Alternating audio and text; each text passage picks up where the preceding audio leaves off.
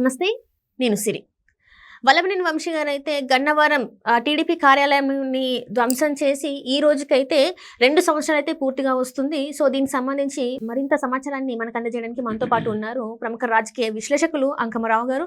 నమస్కారం సార్. నమస్తే అమ్మా. సార్, ఇప్పుడు ఏదైతే వల్లభనేని గారి అరెస్ట్ ఏదైతే జరిగిందో అది పార్టీ కార్యాలయం ఏదైతే ధ్వంసం చేసిందో దాంట్లో ఉన్న అంటే మనం అప్పట్లో చూసుకుంటే ఎక్కడో లాస్ట్లో ఉన్న వ్యక్తి ఇప్పుడు చూసుకుంటే A1 A2 ఇదిలో వచ్చారు.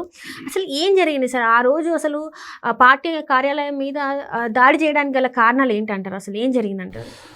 అంటే ఇదే రోజు 2023 ఫిబ్రవరి 20వ తారీఖు నాడు తెలుగుదేశం పార్టీ కార్యాలయం మీద దాడి జరిగింది.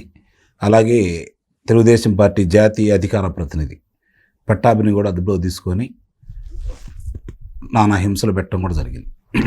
అలాగే గురుమూర్తి గారని అక్కడ బీసీ నాయకుడు, ఆయన కూడా అదుపులో తీసుకోవడం కూడా జరిగింది. ఆ రోజు తెలుగుదేశం పార్టీ కార్యాలయం మీద వాళ్ళు దాడి చేసి దాన్ని ధ్వంసం చేసి అక్కడున్న వాహనాలను తగలబెట్టి కార్యక్రమం నిర్వహించారు. అధికారం వాళ్ళ చేతిలో ఉంది. అధికారం మదం అనేది నరనరాన జీర్ణించుకుపోయింది. ఎవరినైనా ఇలానే చేస్తామనే సందేశం ఇచ్చారు. గతంలో కూడా కేంద్ర పార్టీ కార్యాలయం 2021 అక్టోబర్ 19వ తారీఖు నాడు ఇదే విధంగా దాడి చేయడం కూడా జరిగింది కేంద్ర పార్టీ కార్యాలయం మీద. కాబట్టి ఆ రోజు ప్రతిఘటన ఏం కాలేదు. మనం ఏం చేసినా చెల్లుబాటు అవుతుంది, మనకు ఎదురేంటి అనే ఒక గర్వంతో చేసినటువంటి కార్యక్రమం ఇది. మళ్ళీ మేమే అధికారంలోకి వస్తాం, భయభ్రాంతులను గురి చేయాలి, రేపు జరిగే సాధారణ ఎన్నికల్లో వాళ్ళు పాల్గొనకుండా ఉండాలి అంటే ఇలాంటి భయానక వాతావరణం సృష్టిస్తే తప్ప గెలవలేము అనే అభిప్రాయంతో ప్రజలు కూడా మనం చూసి భయపడుతున్నారు. కాబట్టి ఇలాంటి కార్యక్రమాలే కొనసాగిద్దామని చెప్పడం కూడా జరిగింది. దానికి సంబంధించి మీరు అడిగినట్టు అప్పుడు 71వ ముద్దాయి అతను ప్రత్యక్షంగా పాల్గొనలేదు కాబట్టి కుట్రదారుడిగా జరిపించడం కూడా జరిగింది.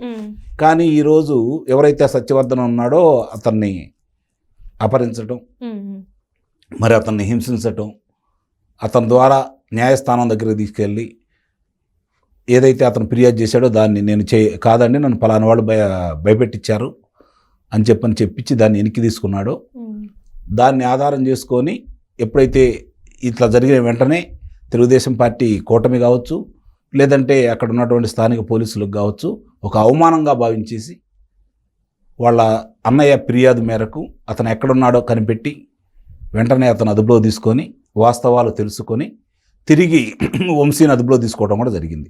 ఇది చక్కగా జరిగిపోయింది. అంటే అది కూడా పెట్టడం కూడా జరిగింది. ఇప్పుడు ఇక్కడ ఏమవుతుందంటే వాళ్ళు ఎక్కడ భ్రమపడ్డారంటే అధికారంలో ఉన్నప్పుడు 2023 నాడు అధికారంలో ఉన్నప్పుడు వాడు దాడి చేశారు, తెగబడ్డారు, వీళ్ళ ఆస్తుల్ని తగలబెట్టించారు, ధ్వంసం కూడా చేశారు. అలాగే వీళ్ళని కొట్టడం కూడా జరిగింది. ఆ కొట్టిన సందర్భంగా ఆ రోజు వాళ్ళు అధికారంలో ఉన్నారు కాబట్టి వీళ్ళు ఫిర్యాదు చేసినా తీసుకోకుండా ఎవరైతే దెబ్బలు తగిలినాయో, ఎవరైతే దాడికి గురయ్యారో ఆ పార్టీ వాళ్ళ మీద తిరిగి వాళ్ళ మీద అభియోగం మోపి వాళ్ళని అదుపులో తీసుకోవడం కూడా జరిగింది. అంటే అక్కడ పక్షపాత ధోరణి అనేది చాలా స్పష్టంగా ఆ రోజు జరిగింది. మరి ఈరోజు అధికారం లేదు వాళ్ళకి, అందుట్లో ఆ కారణం మీద అతని మీద ప్రత్యేకమైన దృష్టి ఉందన్న సంగతి తెలిసిన తర్వాత కూడా అతి తెలివికెళ్ళి బొక్కబొరలా పడ్డాడు ఇక్కడ వంశీ. గమనించుకోవాల్సిన అంశం అంటే ఆ రోజు పార్టీ కార్యాలయం మీద దాడి చేసి వాళ్ళని కొట్టడం ఎంత తప్పు, దానికంటే 1000 తప్పులు చేశాడు ఇప్పుడు ఇతను అపహరించేసి నిస్సందేహంగా. ఇప్పుడు ఈరోజు పనవల సుధాకర్ రెడ్డి అసలుకేమీ తెలియదు అమాయకుడు అని చెప్పని న్యాయస్థానంలో అతని తరపున విన్నవించుకోవడం కూడా జరిగింది. అసలు ఈ కర్మ మీకు ఎందుకు పట్టాలా? ఎవరికైనా, ఏ శాసనసభ్యుడికైనా, ఏ ప్రజా నాయకుడికైనా సరే, ప్రజాప్రతినిధికైనా న్యాయస్థానం ముందు తలదించుకోవాల్సిన దౌర్భాగ్య స్థితి మీకు ఎందుకు పట్టాలి? ఒక్కసారి ఆలోచించుకోండి. ఏం అవసరం? మిమ్మల్ని ప్రజాప్రతినిధిగా గెలిపించారు, 5 సంవత్సరాలు సమస్యల గురించి మాట్లాడమని చెప్పని మీకు అవకాశం ఇచ్చారు. దాని గురించి వదిలేసి దోపిడీ చేయడానికి, దొంగతనాలు చేయడానికి, అలాగే దాడులు చేయడానికి, ప్రజల్ని భయభ్రాంతులను గురి చేయడానికి మీరు ప్రవర్తిస్తే ఇలాగే ఉంటుంది. ఎందుకంటే కొత్తగా ఏముంటుంది చెప్పండి? ఎవరైనా వాళ్ళు ఒక పార్టీ జీవితకాలం అయితే అధికారంలో ఉండదు కదా, అధికారం కోల్పోయిన తర్వాత పరిస్థితి ఏంటి అంటే అప్పుడు వాళ్ళు 30 సంవత్సరాలు కూడా మేము అదే 30 సంవత్సరాలు ఆ తర్వాత ఇవి ఉంటాయా పోతాయా, మనం ఉంటామా పోతామా వాళ్ళకు కూడా తెలుసు.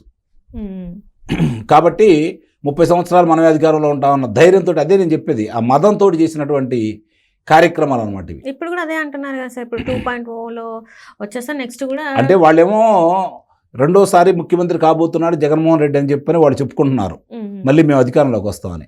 ప్రజలు ఏమంటున్నారంటే పోయినసారి 16 నెలలు కారాగారంలో ఉండవు, ఈ తడవ 30 నెలలు ఉంటావా 300 నెలలు ఉంటావా అనేది నీకే అర్థం కావట్లేదు, నువ్వు చెప్పిన వరకు చాలే, నువ్వు చేసిన వరకు చాలే, నీ పరిపాలన మేము పరిశీలించాం, బాగా అవగతం అయింది నువ్వేం చేసావో రాష్ట్రానికి ప్రజలకి, కాబట్టి నువ్వు ఎంత దోసుకున్నావో ఈ ప్రభుత్వం దాన్ని వెనక్కి తీసుకొచ్చేసి ప్రభుత్వ ఖజానాకి జమ చేయాలని మాత్రమే వాడు కోరుకుంటున్నారు.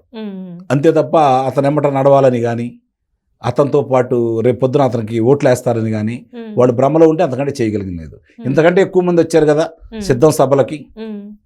నిన్న మనం చూసుకున్నట్టయితే గుంటూరు మిర్చియాడ అక్కడికి కూడా వెళ్ళి అక్కడ కూడా చాలా ఇబ్బందులు, అంటే అక్కడ ఏంటంటే వీళ్ళు వచ్చిన క్రమంలో జగన్మోహన్ రెడ్డి గారు ఎలక్షన్ కోడ్ ఉన్నా కూడా వచ్చి అక్కడ చాలా వరకు అక్కడ వ్యవసాయదారులు ఎవరైతే ఉంటారో మిర్చి వ్యవసాయదారులను వాళ్ళకి ఒకంత భయభ్రాంతులకు గురైన క్షణాలు అయిపోయాయి. ఎందుకంటే వాళ్ళ మిర్చి పోవడమే కావచ్చు, డబ్బులు ఫోన్లు అన్నీ పోయినట్టు కూడా వాళ్ళు వాపోతున్నారు. మరి దీన్ని ఎలా చూడాలి సార్?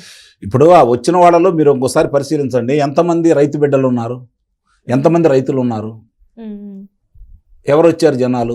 ఎప్పుడు అక్కడ అతనికి వెళ్ళినా కూడా అది అతనికి అలవాటు అనమాట. మద్దతు ధర రావాలని ఇదంతా చేస్తున్నాను, తప్పులేదు, చేసే విధానం వేరు కదా, మద్దతు తెలిపే విధానం వేరు, దానికోసం పోరుబాట వేరు కదా. నిజంగా రైతుల కోసం మీరు చేస్తూ ఉంటే, రైతు సమస్యల గురించి మీరు మాట్లాడుకుంటా ఉంటే వేదిక అది అయితే కాదు కదా, వేదిక అయితే అది కాదు కదా, చేయాల్సిన పని అదైతే కాదు కదా. అంతమందిని తీసుకొని వెళ్ళి దౌర్జన్యంగా వెళ్ళి అనుమతి లేకుండా వెళ్ళి చేయటం ఏంటి? ఇది కూడా అంతే. ఇప్పుడు పార్టీ కార్యాలయం మీద ఏ విధంగా అయితే దాడి చేసి మాకేమీ కాదని చెప్పని విర్రవీగారు, ఇక్కడ కూడా ఇంకా మేము అధికారంలో భ్రమ కల్పించడం కోసం అని ఒక విధంగా ఆలోచించుకుంటే, రెండో విధంగా ఏ విధంగా ఉందంటే ఒక ఏపీ నుంచి ఒక్కొక్కళ్ళని లోన్ తీసుకెళ్తున్నారు, బయట వీళ్ళందరూ పరామర్శించాలంటే నాకు ఇబ్బందిగా ఉంది, నేను కూడా ఇట్లా ఏదన్నా ప్రభుత్వ యొక్క నిర్ణయాలకు వ్యతిరేకంగా ఎన్నికల నిబంధనలకు వ్యతిరేకంగా ప్రవర్తిస్తే నన్ను కూడా తీసుకెళ్ళి లోన్ కూర్చోబెడతారు, తద్వారా సానుభూతి అన్న సంపాదించవచ్చు అనే ప్రయత్నం జగన్మోహన్ రెడ్డి చేస్తున్నాడు. కేసు నమోదు చేసింది అంటున్నారు కదా సార్, మరి కేసు నమోదు చేసిందా లేదంటారు? మరి కేసు నమోదు చేయటం ఏముందమ్మా, చేస్తారు. ఎంతమంది మీద చర్యలు ఉంటున్నాయి, ఎంతమంది మీద ఇప్పటికి ఎన్నికల నిబంధనలను ఉల్లంఘించారని చెప్పని అభియోగాలు మోపారు, ఎంతమందికి శిక్షలు పడ్డాయి చెప్పు.